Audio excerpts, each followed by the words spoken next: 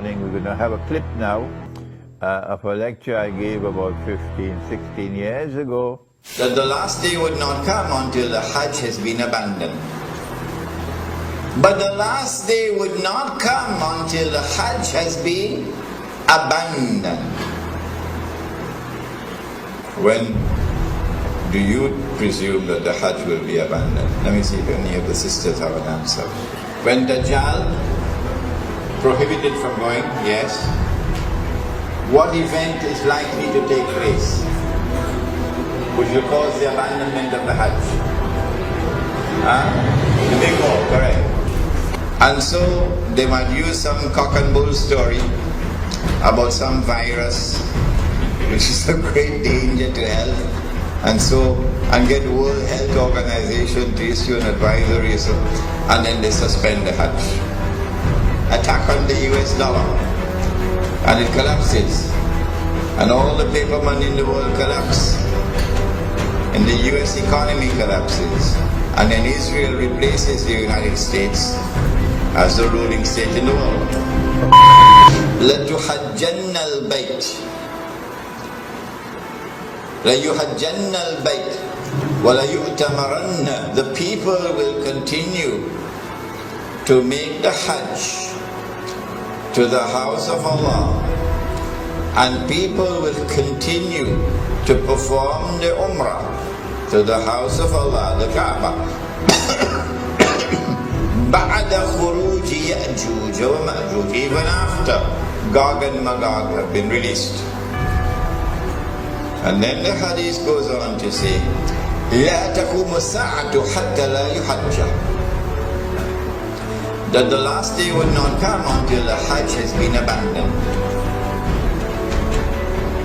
This hadith is in Sahih Bukhari. Let me repeat it. People will continue to perform the Hajj and the Umrah even after the release of Gog and Magog. But the last day would not come until the Hajj has been abandoned.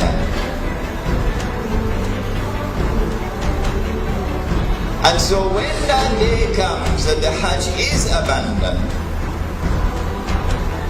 it will confirm that Gog and Magog were released long ago. Are you following me?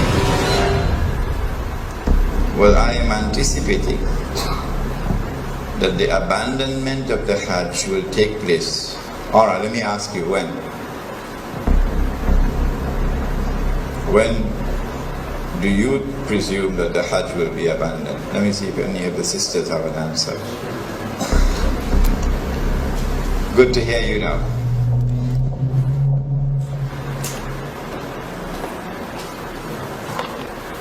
Said the Prophet ﷺ, what do you think will cause the abandonment of the Hajj? My wife could also answer the question. Yes? When Dajjal rules. Alright, anybody else? I like that answer. Anybody else? If they are blocked from the land, prohibited from going, yes. What event is likely to take place which will cause the abandonment of the Hajj? The big war, correct.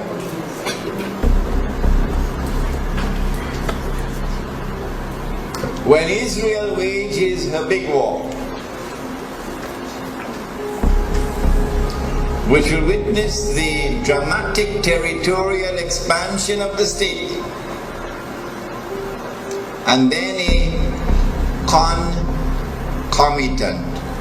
concomitant means taking place at the same time, a concomitant attack on the US dollar, and it collapses, and all the paper money in the world collapse, and the US economy collapses, and then Israel replaces the United States as the ruling state in the world.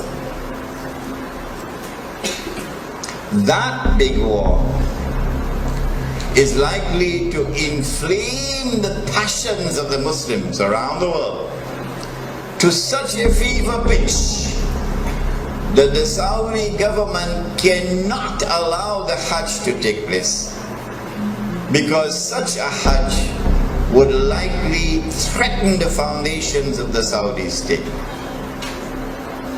And so they might use some cock and bull story about some virus which is a great danger to health, and get World Health Organization to issue an advisory, and then they suspend the Hajj. And then the next year they continue the suspension until eventually the Hajj is abandoned. And so this Bismillahir Rahmanir Rahim. Bismillahi awwaluhu wa akhiruh. I gave this lecture, I think it was about 2004 perhaps, at the Jama Masjid in San Fernando. It was a series of lectures on Surah Al-Kahf. And in that series of lectures, there is this clip on Gog and Magog and the Hajj. And I said in that clip that there might be some virus which would come, and it will be used as the excuse to try to first suspend the Hajj, not abandon. And after suspension, another year, another suspension, and then a following suspension. Only when there has been no Hajj for several years, then we are entitled to now declare the Hajj has been abandoned. But now let me share with you the analysis, pick up from where I was talking 15. And notice I was a younger man in those days. I've become older now. Let me pick up from where I left off 15 years or 16 years ago, namely the timeline. This is my opinion. And you must not accept my opinion unless you are convinced that it is correct. This is my respect for your rational faculty. I said 15 years ago that there is a great war which is coming. The Christian eschatology, the Jewish eschatology calls it Armageddon. And our Prophet, Allah's blessings be upon him, called it the Malham. And we have information about that war that they don't have. We know, for example, that 99% of those who fight in that war would be killed, and therefore this cannot be conventional warfare. This has to be warfare using weapons of mass destruction. Now then, that war is going to bring about the passage, in our opinion, the passage from Pax Americana to Pax Judaica, and this will inflame passions in the world of Islam against the Saudi leadership which betrayed Islam. Betrayed. They are agents of Gog and Magog, they are agents of the Judeo-Christian Zionist Alliance. Those are the people who rule in Saudi Arabia. And so the Saudi regime is going to be placed in a very dangerous situation after the Great War. Any Hajj which takes place after that could bring about the collapse of the Saudi regime. And so this is my analysis. That is, that they will have to take steps to suspend the Hajj and eventually get it abandoned before that Great War. The Great War has not as yet taken place. And so here is my timeline. My timeline is that yes, our Prophet spoke about Jerusalem being center stage, and then he said about Medina being in forlorn desolation. This is already in place. And then he said the next thing will be the Great War. And I am suggesting that before the Great War takes place, there has to be a suspension of the Hajj, and then followed by another suspension, and so on, in order to protect the Saudi regime when the Great War takes place. After the Great War takes place, the next event would be the conquest of Constantinople. And then after that, the next event would be the khuruj of Dajjal, and only after the khuruj of Dajjal would you have Imam al-Mahdi, the emergence of Imam al-Mahdi alayhi salam, and the return of Nabi Isa alayhi salam. Those the deaf, the dumb, and the blind, who absolutely insist with obstinacy that you cannot have any Gog and Magog in the world until Jesus has returned. Leave them, leave them. They are people who no longer have the capacity to think and to study the Quran. But for the rest of you, and mashallah, there are so many of you there who are prepared to think. We are saying to you that our hadith, the Prophet ﷺ has made this prophecy, which is there in the clip, and which is in Sahih Bukhari. لَتُحَنْجَنَّ الْبَيْتِ, that you will most certainly perform the Hajj. وَلَا يُؤْتَمَرَنَّ, and you will most certainly continue to perform the Umrah to the house of Allah. بَعْدَ خُرُوجِ يَأْجُوجِ وَمَأْجُوجِ, even after Gog and Magog have been released.